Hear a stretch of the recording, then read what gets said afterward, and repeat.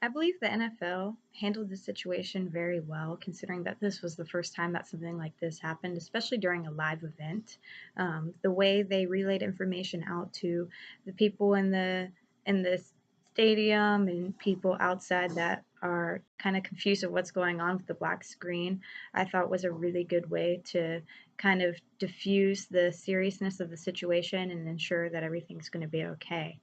Shortly after, the NFL commissioner decided to have a press conference, which actually was a great idea as well, since he remained positive during the press conference to make sure that the city was being appreciated and everybody inside the stadium was being appreciated for that crisis to happen, especially because fans weren't ready for it, nor was the teams that were on the field. So this whole chaotic event was kind of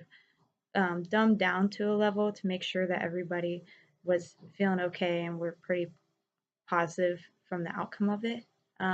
What I don't like is that the president of SMG, Doug Thornton,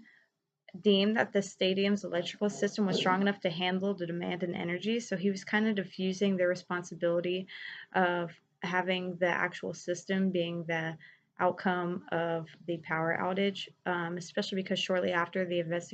investigation did show that the switchgear was the cause of the outage, which was something that was in this electrical package. So I really do believe that if the president didn't really understand what was going on, that they didn't want to diffuse their name out, because it doesn't matter in reality whose fault it is. The most important thing is to be able to understand where this problem came from so that something like this wouldn't happen again. Due to the outcome of this circumstances and what actually did happen in the future, 2011 specifically, $4.2 million worth of electrical equipment and systems were um, built into the dome to make sure that if they were to hold another event again, something like this wouldn't happen. This immediate response, especially for the stadium in specific,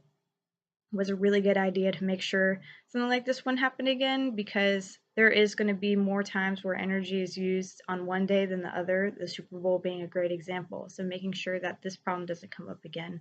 um, is very ideal, especially with how quick of a turnaround to the solution it could be.